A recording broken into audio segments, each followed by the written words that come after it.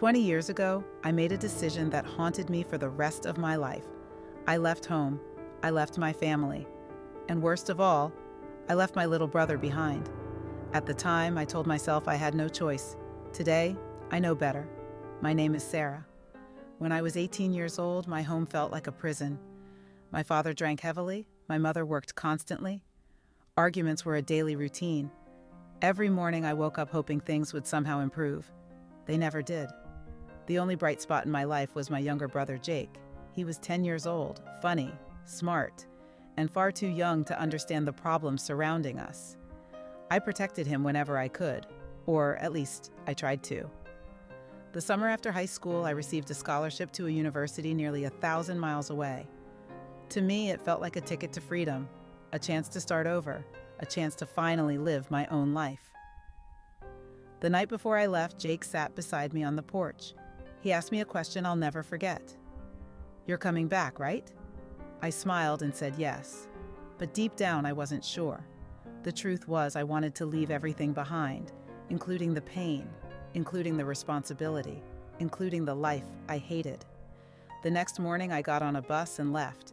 At first I called often, then weekly, then monthly. Eventually, life became busy. Classes, jobs, relationships, career opportunities. Months turned into years. Whenever Jake reached out, I promised we'd spend time together soon. But there was always another excuse, another reason to postpone, another thing that seemed more important. I convinced myself he understood. I convinced myself there would always be time later. One evening, I received a call from my mother. My father had suffered a serious stroke. For the first time in nearly 8 years, I returned home. Everything looked smaller than I remembered. The house, the streets, even my childhood bedroom. But Jake wasn't a child anymore. He was 18, standing in the driveway, looking directly at me. There was no excitement, no happiness, just distance, the kind that builds over years. Later that night, we finally talked. I expected anger. Instead, I got honesty. Jake told me about birthdays I missed, school events I never attended, moments when he needed someone and I wasn't there. Then he said something that broke my heart. "You escaped. I don't blame you for that." He paused. "But you escaped from me too." I had no response, because he was right. For years, I blamed our parents. I blamed my circumstances. I blamed my past. But the truth was much simpler. I chose myself, over and over again. And eventually my little brother stopped expecting me to come back. That conversation changed me.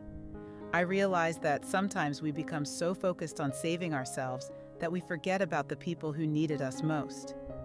Leaving home wasn't my mistake. Abandoning my relationship with Jake was. For the next few years, I worked hard to rebuild what I had broken. Slowly, we started talking again, then meeting regularly, then becoming family again. Trust didn't return overnight, but little by little, it returned. Today, Jake is one of my closest friends, and I'm grateful every day that he gave me a second chance, because not everyone does.